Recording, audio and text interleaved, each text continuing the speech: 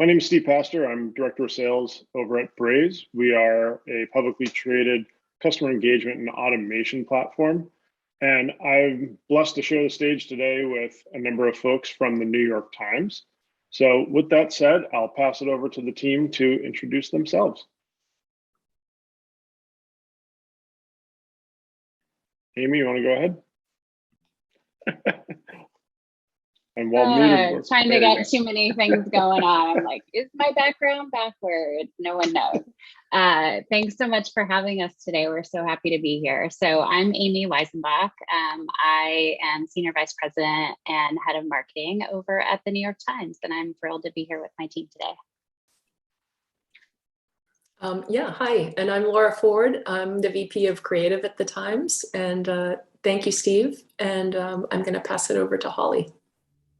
Thanks, Laura. And I'm Holly, the Director of Earned Media at the Times, and I couldn't get my background to work, so we're just going to go with that. So apologies for that, but I'm happy to be here, and thanks, Steve, for moderating the panel. No worries. Leave it to a marketer to need to be a little unique out there, Holly. I appreciate it. I think I'll blame it on my PR background. I couldn't figure out the background and how to do all the Zoom stuff. So sorry about that. No worries. It's perfect. Cool. Well, I guess to get started, Amy, if you wouldn't mind, how about you give us a quick background of the New York Times, kind of some of the history and the business model that you guys operate with. Sure. So the New York Times has been around for, if you can believe it, 170 years.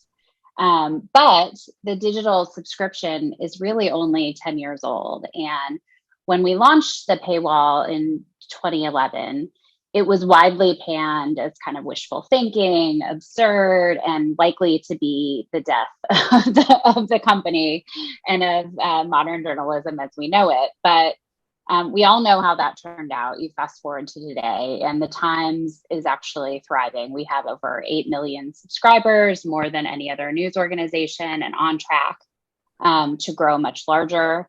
And that's really where our work in marketing at the Times comes in, because despite those numbers, it remains the case that only a small portion of the over 200 million digital news readers just in the US are paying for that news via a direct subscription. So just a tiny portion of those news readers have expressed kind of a willingness to pay. And so we really see our work in marketing at the New York Times as explaining and underscoring why quality journalism is worth paying for.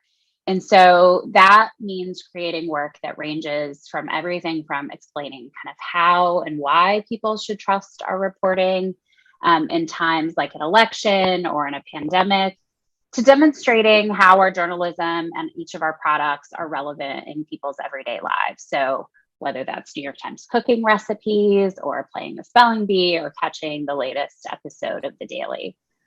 That's really what we're set up to do in marketing, is to tell the story of all those things. Wow, that's great. So would you mind telling us a little bit more about the Times relationship in regards to like the journalism industry? How has your brand and how's the relationship with that category evolved, to meet the moment? Yeah, it's evolved a lot. And I would say, up until 2021, engagement with the news was really at an all-time high. You might have read recently, though, that some studies are showing that engagement really fell off a cliff in 2021 with the election and the height of the pandemic behind us. So a recent Axios report, for example, showed that engagement with news on social media apps declined by 65% from 2020 to 2021. So while we've had a strategy for our marketing that was working really well up until now, we knew we needed to take a closer look at the relationship between our readers and the Times to make sure that our marketing is really meeting the moment as the moment is evolving. And so last year we commissioned, we do lots of consumer research, as any good marketing practice does. But last year we commissioned our first deprivation study, which is where we invited subscribers to take part in research with us, where we took away their access to the Times for a full week. And then we talked to them about it throughout their experience. And we learned some really interesting things about their relationship with the Times and their relationship with the news category overall. So first, readers told us that without the New York Times, they felt their lives lacked flavor and color. Literally, for those that use New York Times cooking and recipes frequently. They all said that they missed elements of the experience that they had baked into their routines. And they described that their downtime really became dead time because they maybe would have, checked the app or checked something during that downtime. They specifically talked about the moment of getting ready for work, and getting ready or their commute if you're lucky enough to have one these days. And doing that without the New York Times daily podcast meant that they kind of started their day without insight or information, meant flying blind into the day. And then we also heard that for some of our subscribers whose identity is really tied up with the experience of the New York Times, some of them even described feeling less like themselves that week. And so it was the first time in my very pretty long marketing career that I had done a piece of research like that. I'd heard of it, but we had never done it before. And so it was so insightful. And the insights that we gleaned from that research has really led us to evolve our approach in marketing to some extent. So the main evolution has been that for the last few years, we've really been focused on talking about the rigor and craft that goes into Times journalism and the societal impact of that reporting. And now we're really looking at how we can talk more about the benefit of the Times in the lives of our readers. I'll turn it over to Laura. Maybe, Laura, you could talk a little bit about what that looked like in our creative. Sure. And Steve, I think this might be a great time to play two of the spots. I know we were going to play the Worth It spot and the Life Needs Truth spot, and then maybe I can continue with how we meet the creative challenge in the work. Perfect.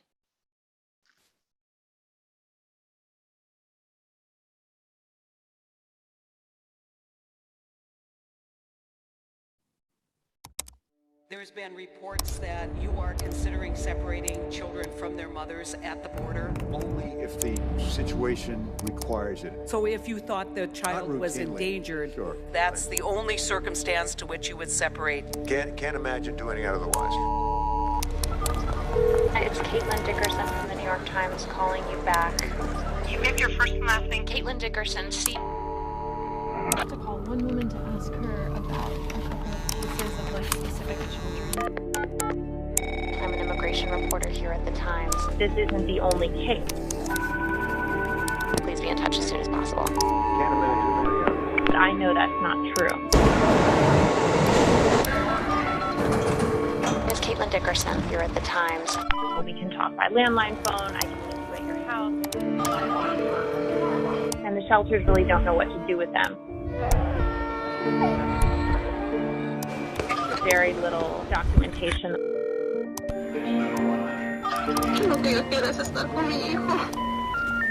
sorry.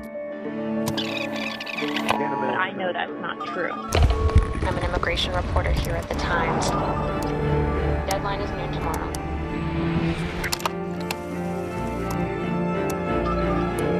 But I have this number. I need you to tell me if you've seen this number. I just confirm this. I just got another person at DHS to confirm this.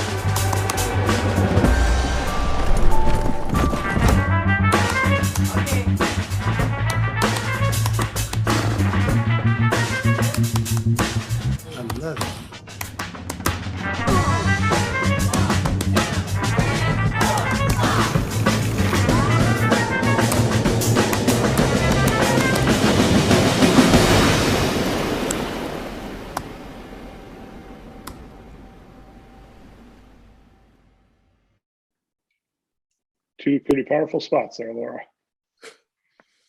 Thank you, Steve. It's always fun to revisit some of this work. And just to pick up a little bit on what Amy was saying, the creative challenges in marketing our brand are manifest. Firstly, I guess the biggest question in the first spot you saw from 2018 about immigration and children being separated from their parents is, how do you show the rigor that an investigative reporter, how do you show a day in their life? How do you show the kind of work they do? Watching someone type and not talk on the phone is not going to do it, right? So how do you show that intense kind of work? Obviously, we can't have a commercial director following our investigative journalists around for weeks and months, even though we've talked about it.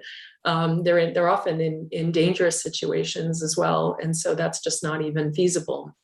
And then the questions of and then how do you show our product? Like, do we show it on the phone? Do we show someone looking at it or engaging with it? Do we show the newspaper?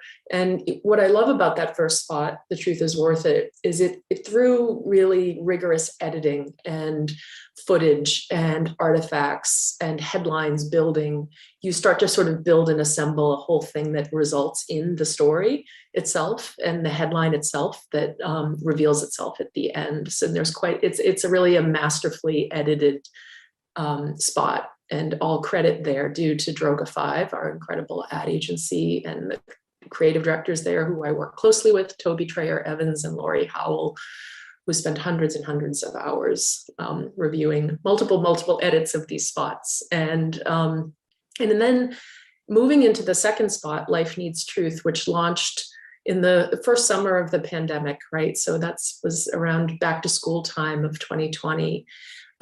We started to think, instead of talking about ourselves and the work that we do at the Times and that our newsroom does, how do we show up? We wanted to turn the attention a little bit more on like the service we provide and how we show up in people's lives as useful. And how do we do that without showing our readers engaging with the product, right? So could we started this one with the simple kind of question of a headline, like, is it okay to take a walk?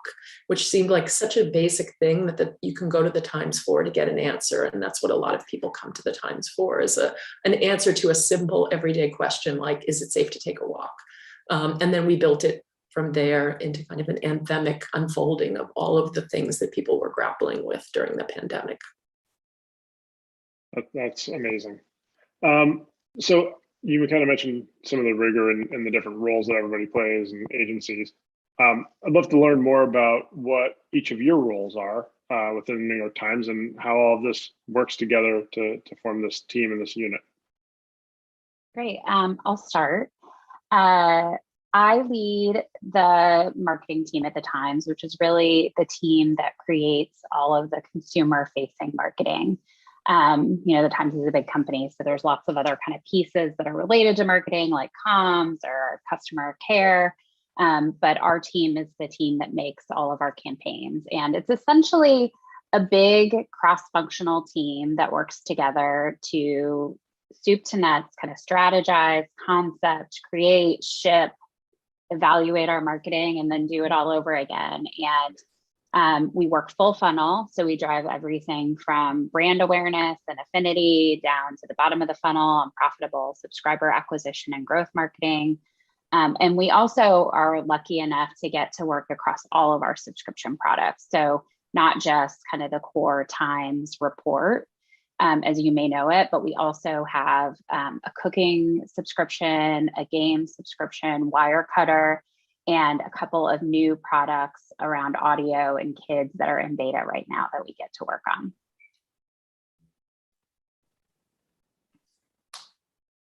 And Steve, I run a 45-person in-house creative team.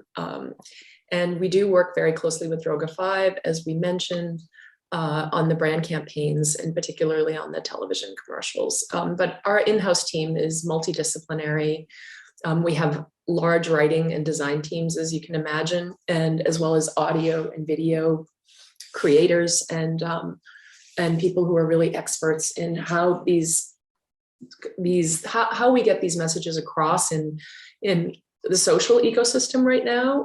Obviously, we're trying to tell a complex story, and so solving for all of the different social channels is something my team's become quite expert at, and we're really proud of the work we do there. And yeah, just as Amy said, we've got people both like functionally in creative, but then we also have the missions that we call them missions, and that's what Amy described. So people are working very closely with cross-functional partners on all of these different lines of business, from cooking to games to our core product, and new launches as well. I'll jump in lastly. So my role as overseeing earned media is relatively new, but I've had the honor of working with Laura and Amy for the past 4 years, really figuring out how do we promote the great work of our journalism through our marketing messages. And so what I actually started as one of the first embeds from marketing in the newsroom to really understand how do we promote this ever evolving product that changes every day, and how do we do that time to the news cycle. And so during my time here, I've really tried to figure out, how do we do that aligned to our truth campaign, or how do we do that when we want to get more people talking about our food journalists with NYT cooking. And so what I'm really looking to do is, well, we have a team, an amazing team that is, working our own and paid media channels. And I'll get into this later. How do we earn awareness and credibility for our brand? Whether it's the core report and some of the brand work that we're doing that you just saw from Laura, or how do we earn awareness for some of our products that don't have as big of awareness as our core New York Times brand? So cooking, Wirecutter, games, and then also, as Amy mentioned, with some of our new products coming, how do we get more people to know that they exist? And I work really closely with our comms partners, as well as we have Edelman as an agency to support us from a promotion perspective. Great.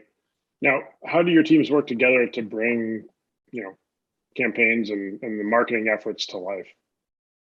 Well, as I mentioned before, we're kind of a big cross-functional effort, and so we have a very collaborative approach. We do, as we mentioned, partner with creative agencies or PR agency on some of our bigger brand campaigns, and we have some agencies who actually buy media for us.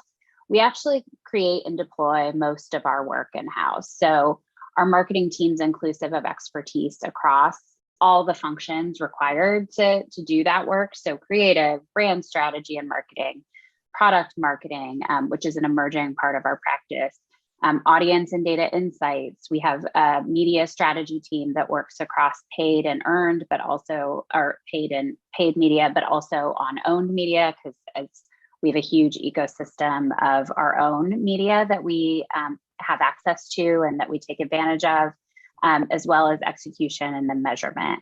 And we also have an in-house team in operations, marketing operations, that codes, builds, and traffics all of our campaign creative and landing pages. I would say something that's unique to us is the fact that our work is informed by a really tight collaboration with our newsroom, given that all of our marketing is in service of the journalism. Steve, maybe a good example of what Amy's talking about. I know we have a visual of a campaign that we launched, an out-of-home campaign for the Daily, which I think is just a single slide. If that's possible to pull up, that would be great. This is something that how we work together. It's like my team in creative often works very closely with the newsroom identity team. So for instance, we will collaborate with brand identity in the newsroom on what to call a new podcast like this. So we worked on what to name this with Michael Barbaro and the producers of the show. And then, this little avatar of what should it look like, and debating both like kind of the small resolution aspect of that all the way up to like, can this identity be something that could live and be powerful in marketing? So I think this is a great example of where the tiniest thing that's like a postage stamp, like this avatar for the Daily, translates at a brand level into kind of brand level communications. And that's something that we do quite a bit of. And then So things as granular as that and detail oriented up to the television commercial level work that you just saw. Many of us are in reviews all the time, looking at these edits and things of this nature in incredible amounts of detail. And then another example that I think, Steve, you have on hand is the in-house team came up with a really interesting idea a few years ago that was an expansion of the Truth Campaign.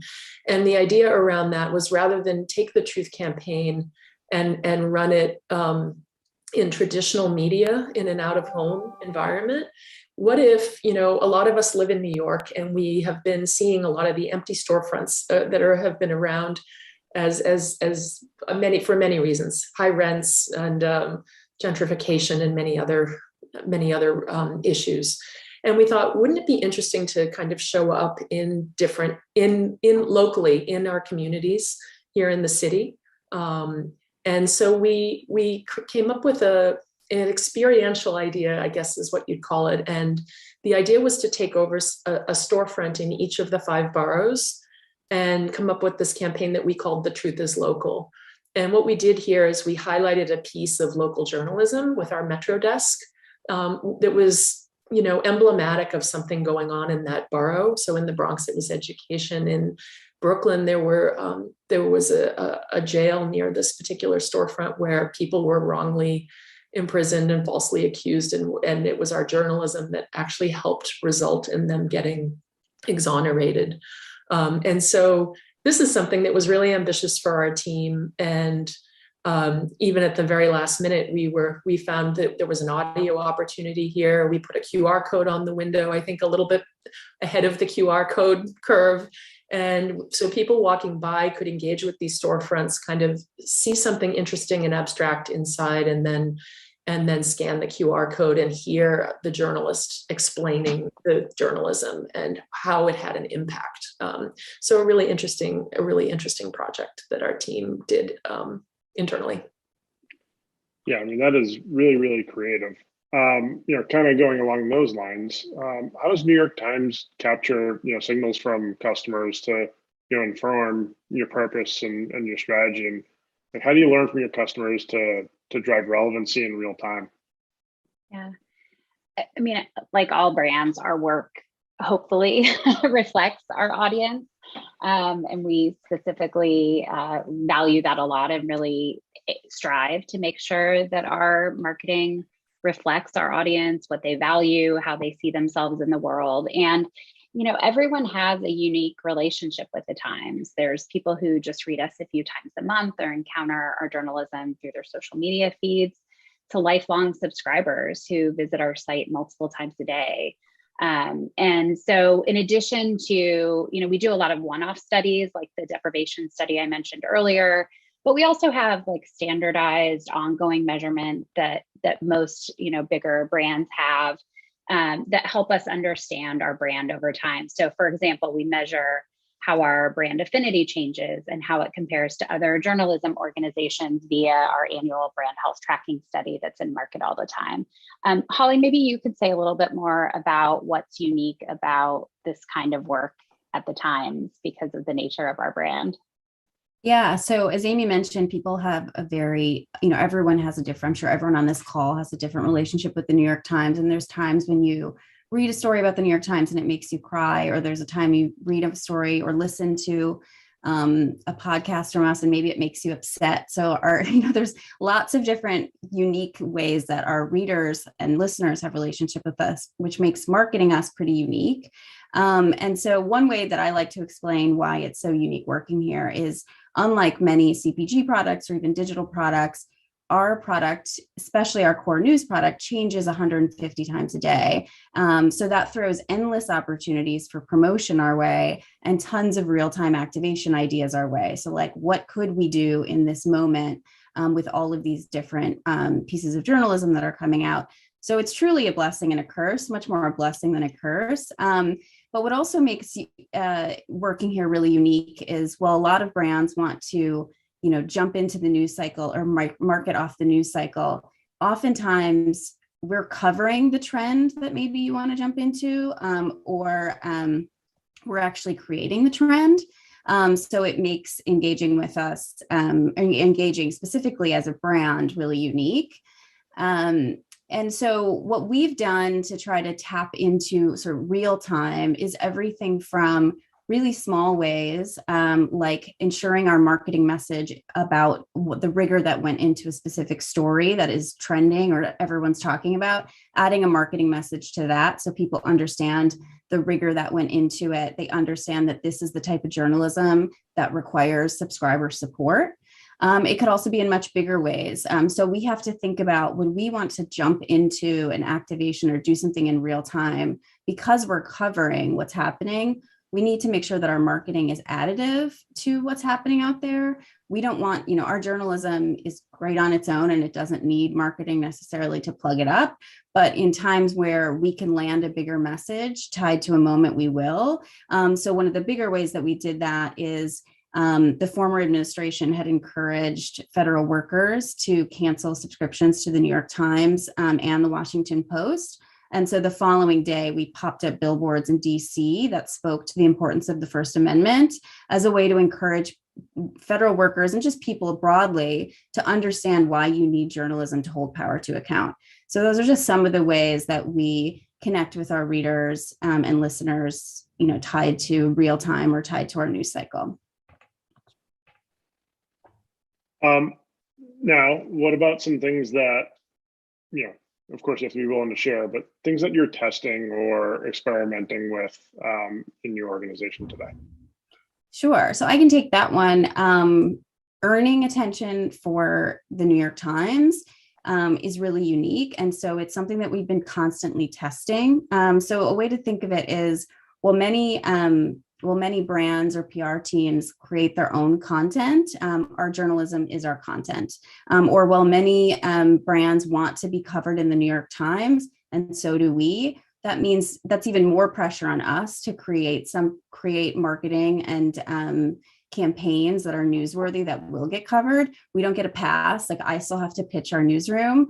So figuring out how earned media works for the New York Times brand is something that we're definitely testing.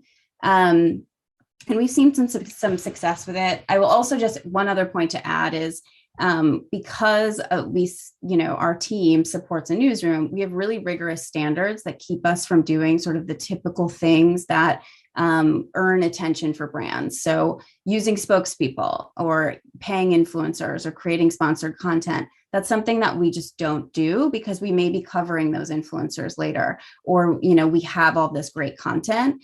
So some of the things we've been testing with Earned is, how do we get more people talking about our New York Times recipes and placing them in places where more people will feel like our New York Times recipes are for them? So an example of that would be for Thanksgiving, our reporter Eric Kim created a beginner's menu. And many people think that the New York Times, especially our food section, isn't for them because they don't think that we have simple recipes. But Eric created this beginner's menu. So we ensured that his beginner's menu and Eric were out in the world talking about, the joy of cooking and really sort of demystifying what cooking Thanksgiving looks like, and really bringing sort of the rigor that he applied to creating this beginner's menu and ensure that people had it out in the world and could use it. So as our brand work evolves, we're trying to figure out how do we earn attention given the restraints that I mentioned, and how do we get more people to know about our products and drive awareness of our products.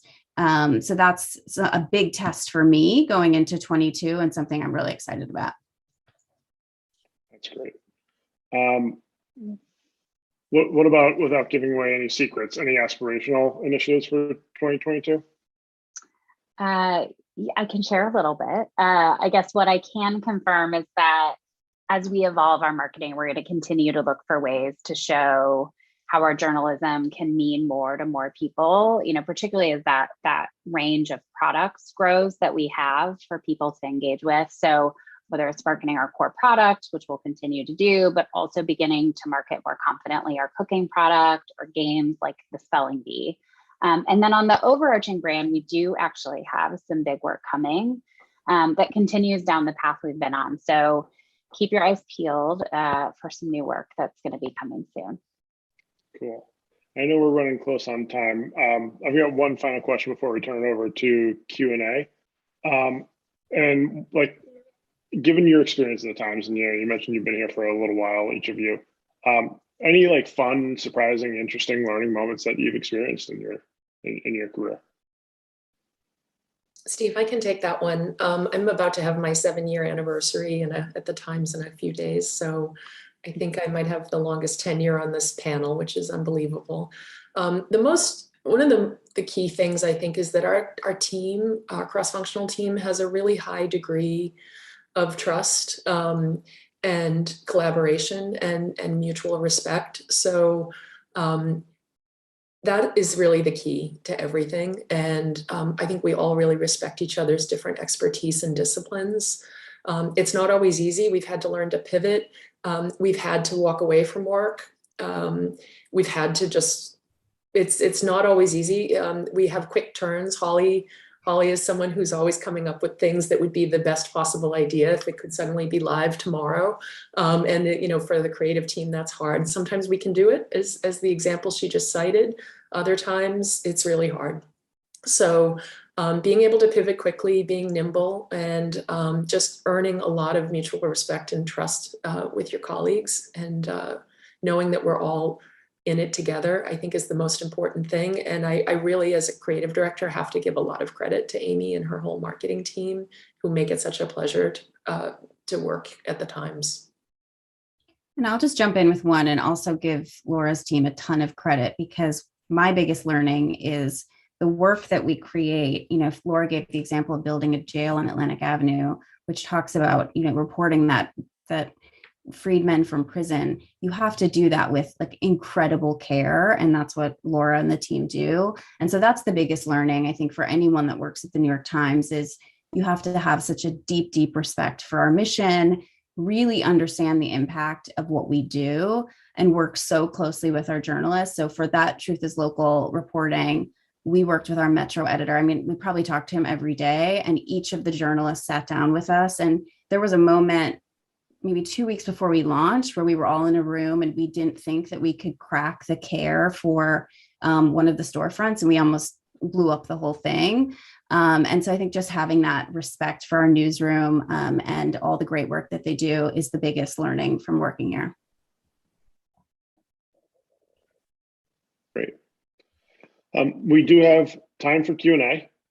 There's a few questions that have come in, so thank you, and feel free to continue to submit them. Again, remember, this is the marketing team of the New York Times, so we're looking for the marketing focused questions here. The first one that I have here is, what are the biggest industry trends or new technologies that are top of mind for each of you, given your respective roles and disciplines? So love to, pass that along.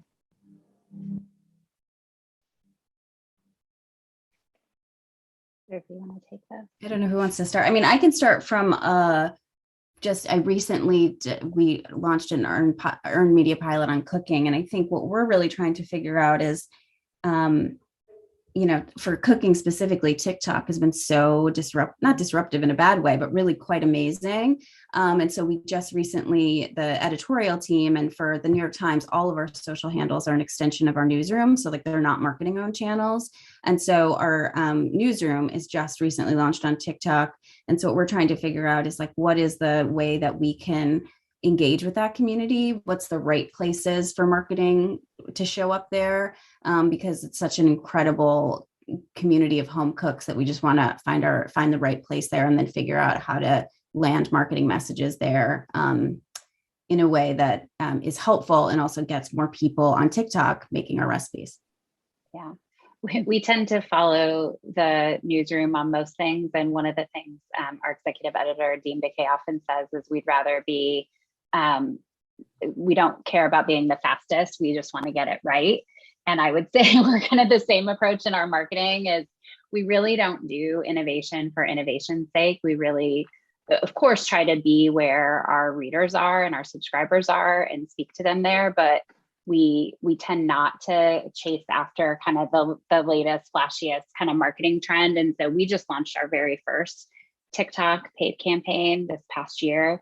for our last Truth Takes a Journalist brand campaign, which was really exciting because, as marketers, we all, we have a little bit of, FOMO about all the stuff happening out in the industry, and we see it and read about it. And then we try to think about how to apply it to our brand. But, Holly's point about just the care with which and craft with which we try to make our marketing really live up to the integrity and the standards of the journalism. And so it's hard to do that in some of the newest, flashiest, I listened to part of the last panel and there was so much talk about the metaverse. And I'm thinking like, what is the role of journalism in the metaverse? It's a big kind of a existential question that I guess we'll have to wrestle with in the coming months.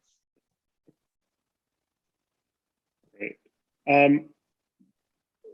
You kind of mentioned a little bit about working with editorial. One of the questions here is how closely connected is marketing to the editorial team? Thinking about all the different moving parts of the New York Times, would love to know how you work together, in terms of like real-time collaboration and planning for either articles that are coming out or breaking news. I can take that one, but I definitely would want Amy and Laura to jump in. There's a pretty clear separation of church and state. That's always been that way, especially when it comes to advertising in our newsroom. So that is absolutely a wall that we protect pretty fiercely. But we can't market the journalism unless we know what went into it. So there's a really deep collaboration of understanding. Rigor is the perfect example of all the spots that Laura showed, but also and Laura should speak to this, but just, what it takes to be a journalist, what that is like. It came to life in our most recent campaign. And then from a cooking perspective, for us, our food journalists are our stars. And so we just want to understand, like, what are they working on? What are a good example that our editors will say to our food journalists is, do you need that extra bowl? And well, it wouldn't make a big deal to many people if you have a small kitchen or you're trying to get dinner on the table in 30 minutes. Having to wash an extra bowl is really important, or like something you don't want to do. And so we'll find out these nuggets and then we can share that with people. So they're like, oh, I didn't realize that much care goes into the testing of a New York Times recipe, so that like there's people out there that are watching out for me so that I can put dinner on the table in a faster way and wash one less dish.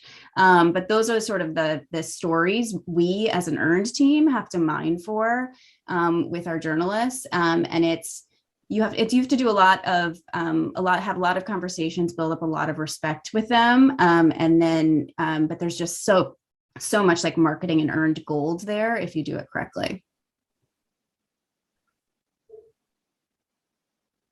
Laura, Amy, anything you want to add to that? There's probably a lot I could say about how we just, I feel like our role is really to shine a light on the work that the newsroom does. And there are places where, of course, I feel like we need to consult them, but I feel like my biggest goal really is to let them do their jobs and to stay out of their way. And it's important to me that in marketing, our work is not mistaken for content. The newsroom creates the content, and we sort of surround it and amplify it.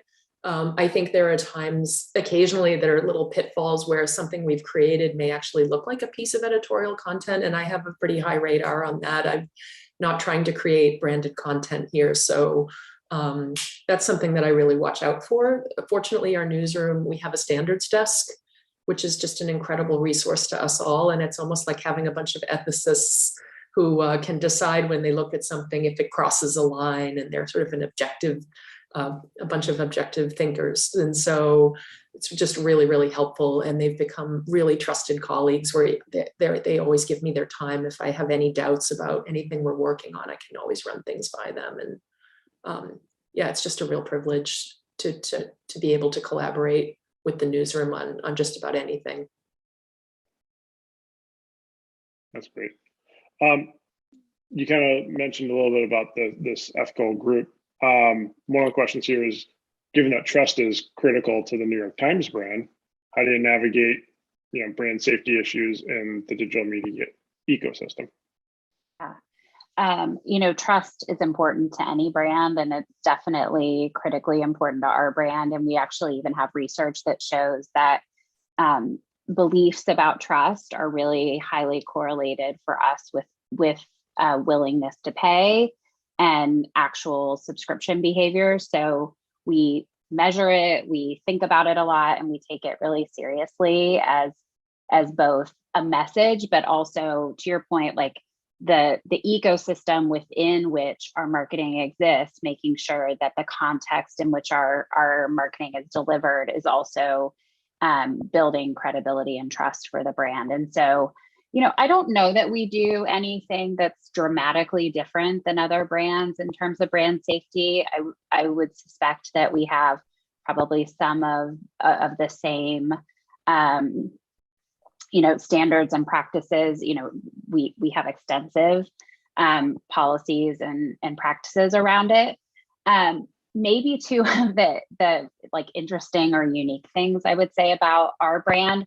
One is there are some places where our brand can show up that other brands might stay away from. So given the fact that we're often amplifying the journalism and pretty serious subjects, often kind of dark subjects, sometimes an environment that would seem brand unsafe to maybe a CPG brand actually is a really great context for the story that we want to tell about our journalism. So that's one.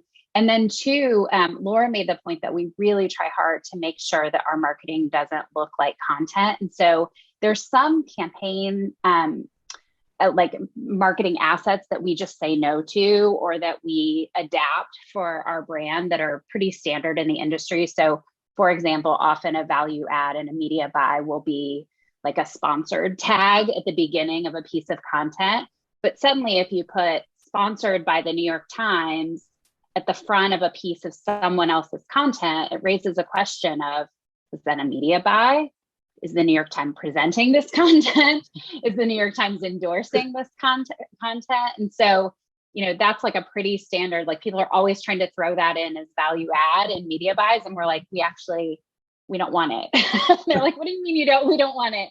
We're like, well, we don't want it. Or we at least are very careful that like this ad supported, like it is sponsored, this ad is paid for by the New York Times, just to make sure it's really clear that we're not sort of confusing our readers about, what's content that they can trust from the brand.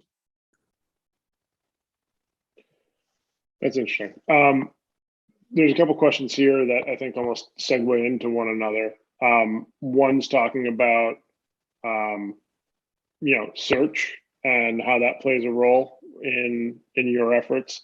And then another is around conversion rates. And, with digital marketing, things like fake traffic or bots, and how those play a role in measuring ROI. So I don't know if you want to talk a little bit more about how the digital channels play a role in your efforts and how you measure them. Yeah, I can speak really high level. I mean, we don't have our Janice Twang as our head of media, who isn't here today, and she could speak in excruciating detail about everything we do. But I can say high level, search is obviously a really important audience driver. We are a destination, and so our traffic comes to us from lots of places, and search is a major driver. Like Holly mentioned, I think social, that marketing doesn't control our organic social channels. The same thing with SEO. It's actually a function of the newsroom. And so there's an audience team in the newsroom that owns that. We obviously support that with paid search in our marketing efforts, but our team actually doesn't control SEO like it potentially would be at other companies. And then I guess on the point about traffic and bots, I don't know that there's much I can say there. Again, it's not really audience, isn't really something our team is focused on. Obviously, in the channels we do control where people are converting, we obviously are looking at that there and controlling for that and making sure that we're not getting weird traffic showing up through our systems. We have a really, we're lucky to be, as a digital company, the largest function in the Times outside the newsroom is our engineering team. And so we're lucky to have kind of world-class engineers as cross-functional partners who keep those things in check for us. Laura, Holly, anything that you want to add to that? All right. I don't think so. Cool. Well, I guess kind of the other question that's in here, and you alluded to it really, really briefly, was kind of this metaverse, and also getting into Web3. I know you don't want to share any secrets, but is that something you want to touch on and share what you're seeing there? See, Reuters announced earlier that they're turning photojournalism into NFTs. And certainly that's a commercial consideration that's not really your bailiwick, but interesting nonetheless as we explore these newfound areas. Just curious if you've got any insight on that.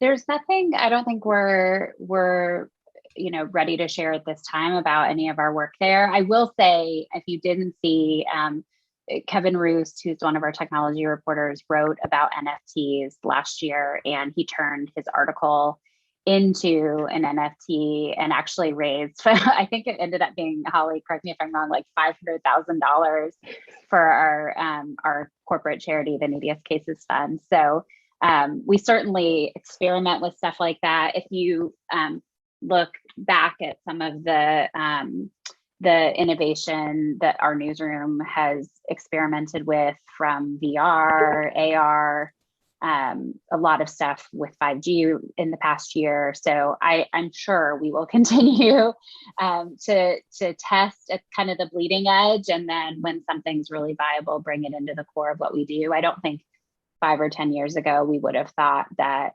we'd have as many apps as we have, or that we would have as much television and film programming. We actually have 2 films that were nominated for Oscars this year. Like, we are looking for, pretty much any place. When a story is ready to be told by our newsroom, they often will say, like, where is the best place for people to experience this journalism? Where's the best place for people to experience this story? And if that turns out to be the metaverse, I am confident that our newsroom will bring to life the journalism in the metaverse. But I don't know if that's underway or not, but I'm going to go ask. That's interesting. Well, hopefully we've got a little time to figure that out. Yeah. Another question just came in. What's the biggest roadblock when it comes to subscription marketing? What's the hardest part about convincing users to pay for a subscription, and how you tackle that? I think that might be an interesting question for a lot of the audience, even those not in journalism, because every business seems to be moving towards subscription models. I mean, we're a SaaS company, software as a service, subscription. You think about Amazon doing subscribe and save, and all these other companies that have gone to the monthly boxes and things of that nature. So I think that would be a good one for the audience to hear a little bit more. Laura, do you or Holly have anything, or do you want me to take that one? We could probably tag team it, Amy. I don't know. I mean, I can speak to the creative, but we call our subscription marketing our growth mission, and I think we've seen a lot of success, and at least with our creative approach over the past 7 years and how it's evolved. I think when we first started tackling it, there was a tremendous amount of multivariate testing, and it was sort of like really big offers and tactics, testing against each other to just see like if we could get a little bit of lift out of all of these different assets. And I think when we started applying an approach that spoke more to the journalism and spoke a little bit more to the value and quality, and made those assets really sort of sing and feel more representative of the brand, we've had a really positive response. I think there are best practices. We hear about them all the time, and we consider them, and we always try to figure out how to create work that still upholds a really high standard in this area and is innovative, and doesn't sort of get into lowest common denominator best practices. And again, we're seeing a huge amount of growth and success with all of that work. Yeah. I think the only thing I might add is, well, I think one thing that's unique to our subscription work that's maybe a little different than other categories is the fact that the thing we're often competing with is free. You know, people have the perception, and there's some reality to it, that you can get news for free. And so we're really trying to help people understand that the Times is more than just headlines, that we're really quality, originally reported journalism, and that's worth paying for. So that has definitely been, it's not like which subscription am I going to buy? It's a choice between getting your news for free and subscribing to the Times or something else. And so we've really tried to build a category for paid journalism. So I think that's potentially something that's unique to our category.